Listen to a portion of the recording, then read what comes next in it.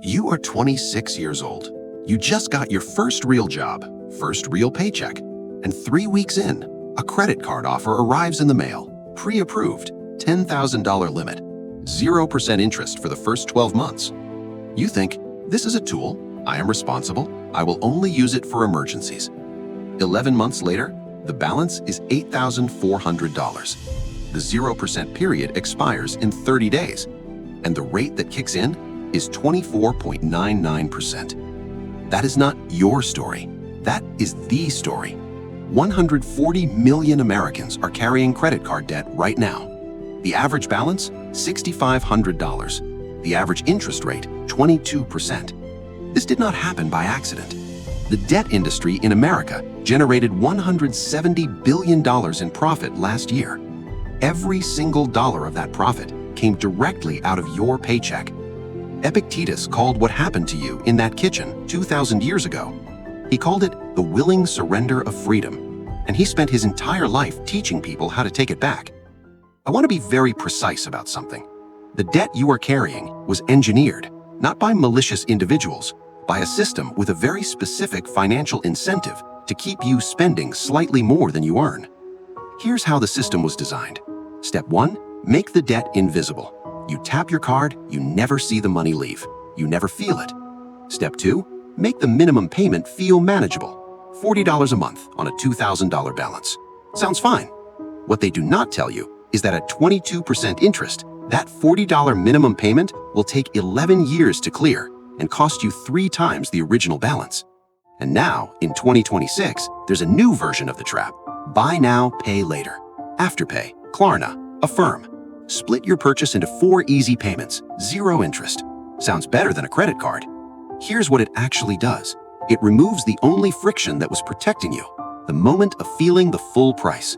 When something costs $300, your brain processes $300. When something costs $75 4 times, your brain processes $75. And you buy things at $75 that you would never have bought at $300. The trap got smaller, so it catches more people. The Stoics identified the psychological mechanism behind all of this long before banks existed. They called it hedonic adaptation, the human tendency to rapidly return to a baseline level of satisfaction, regardless of what changes around you.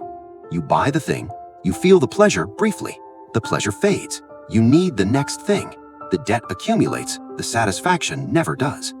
Marcus Aurelius wrote about this with the precision of someone who had access to everything, and discovered access to everything was the most efficient path to wanting more of it. He wrote, "The first step is not to be fooled by our own craving." Epictetus was a slave, literally owned by another person. No money, no property, no rights. And he described himself as the freest man he knew, because he understood something that the most financially burdened people in America have never been taught. Freedom is not about what you own. Freedom is about what owns you. If a credit card company can determine where you work because you can't afford to quit, if a car payment can determine where you live because you need to stay near the job that pays the car payment, if debt determines your choices, you are not free, regardless of what your paycheck says. Epictetus said, "He is a wise man who does not grieve for the things which he has not, but rejoices for those which he has." This is not a lesson about gratitude. It's a lesson about the debt cycle. Every debt you carry was initiated by grief, by the feeling that you didn't have enough, and that the thing you were buying would make you feel like you did. It did not, and the debt remains. Seneca, who was extraordinarily wealthy, wrote something about debt that sounds like it came from a 2026 financial therapist. He said, "It is not that I am brave enough to despise riches, but that I know their price." He wasn't talking about money. He was talking about the hidden cost of the things you buy on credit. The price of a financed car is not the sticker price. The price of a maxed out credit card is not the balance. The price is the years of your life spent working to pay for something you stopped enjoying 8 months after you bought it. That is the real price, and Seneca knew it. Let me give you the actual price of the most common American debt items.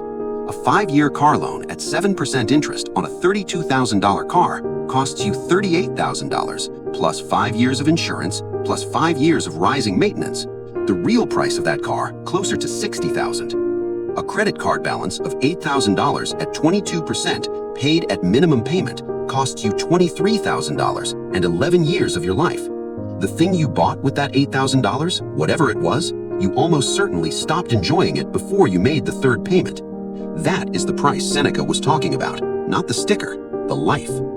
The first Stoic fix for debt is what Seneca called knowing the price.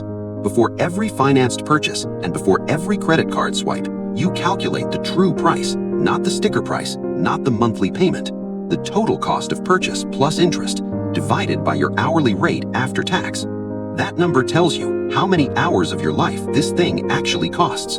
The phone that costs $1,200 on a 0% financing plan at $22 an hour after tax costs you 54 hours of your life, over a week of your actual time, working for that phone. Now, is it still worth it? Now apply this to your existing debt. Open your phone, list every debt you carry. Credit cards, car loans, student loans, BNPL, every single one. Next to each one, write the total you will actually pay, principal plus interest. Use the minimum payment calculator. It is free on every financial website. When you see the real number, the total you will pay over the life of the debt, you will feel one of two things. Either the motivation to accelerate the payoff, or the sick clarity that the thing you bought with that debt was never worth the real price. Both of those feelings are more useful than any debt you have ever ignored. Once you have the real numbers, Marcus Aurelius would give you one instruction. Address the highest cost first. Not the largest balance, not the most emotionally painful debt, the highest interest rate. This is what financial experts call the Avalanche method. The Stoics called it removing the highest source of friction first. Every extra dollar you can find, and there are always extra dollars when you stop spending emotionally, goes toward the highest rate debt first. Not the minimum plus every extra dollar. When that debt is gone, the money that was going to it rolls into the next highest rate. It is not complicated. It requires only the Stoic discipline to stop creating new debt while eliminating the existing debt. The debt payoff strategy is the surface fix, but the Stoics were never interested in surface fixes. They wanted to know, why did you create the debt in the first place? And the answer, every time, is desire that outran your means. Not greed, not irresponsibility, desire. You desired to feel something that the purchase promised to provide. Status, comfort, relief, belonging, the feeling that you are keeping up. The debt is not the disease. The untreated desire is. And Marcus Aurelius had the most direct practice available for treating it. Marcus Aurelius practiced what he called stripping the appearance from the thing. Before any desire, he would ask, what is this thing in its actual reality, not in how it appears to me? Applied to modern debt, it sounds like this. Before you buy anything on credit, ask 4 questions. 1. What feeling am I trying to create by buying this? 2. What is the real thing underneath that feeling that the purchase cannot actually provide? 3. What will I think of this purchase in 12 months? 4. Can I wait 72 hours and see if I still want it as much? 4 questions, written down, not just thought, because writing forces honesty that thinking permits you to avoid. Here is what Epictetus understood about debt that nobody in finance will tell you. Debt is not a financial problem. Debt is a freedom problem. Every dollar you owe to someone else is a vote they get to cast in the decisions of your life. The credit card company votes on how much risk you can take. The car payment votes on which job you can afford to leave. The student loan votes on what city you can afford to move to. Every debt is a creditor sitting at the table of your life with a vote you did not intend to give them. Epictetus, who was literally owned by someone, understood this better than any person alive, and he spent his entire life teaching one thing: take back the votes. The third and final Stoic fix is the one that makes the other 2 permanent. Marcus Aurelius did not just practice Stoicism, he wrote it. Every night in his private journal, he wrote out the principles he intended to live by, not because he kept forgetting them, because writing is how the mind converts intention into identity. Here is your practice. Write a personal spending oath.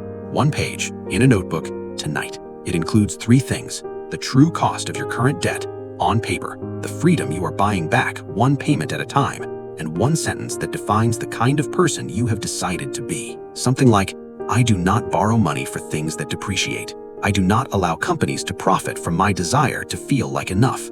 I buy my freedom back every month, deliberately. Read it on the 1st of every month. Here is what happens when you read this oath monthly. The 1st month, it feels like a motivational poster. The 6th month, it feels like an identity. The 12th month, you are no longer the person who creates debt unconsciously, because identity always precedes behavior. The credit card company spent millions of dollars designing a system to build your identity as a borrower. The spending oath costs nothing and builds your identity as someone who is free. One is the most sophisticated system ever designed for your wallet. The other is a notebook and a pen. The Stoics always believed the pen wins. The system that sold you the debt counted on one thing, that you would never calculate the real price. You have calculated it now. The system also counted on one other thing, that you would feel too ashamed of the debt to face it directly. Epictetus was a slave who faced his captivity directly every single day and became the freest man in history. You can face a credit card statement. Epictetus said, "No man is free who is not master of himself."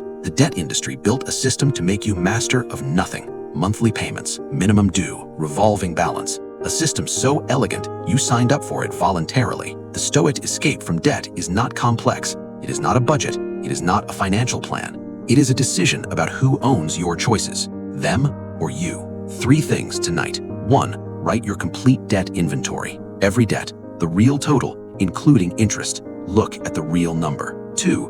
Reorder the list by interest rate. Identify your highest rate debt. That's where every extra dollar goes starting this month. 3. Write your spending oath. 1 page, 3 sections. The truth, the freedom you are building, the person you have decided to be. These 3 things done tonight are worth more than the finest financial advisor you could ever hire, because they require something no advisor can give you, your own honest reckoning. Epictetus had that. You can have it too. They sold you the debt. You are buying back your freedom, 1 payment at a time. If this named something you have been carrying, share it with one person who needs to hear it. Subscribe for more of this every week. I will see you in the next one.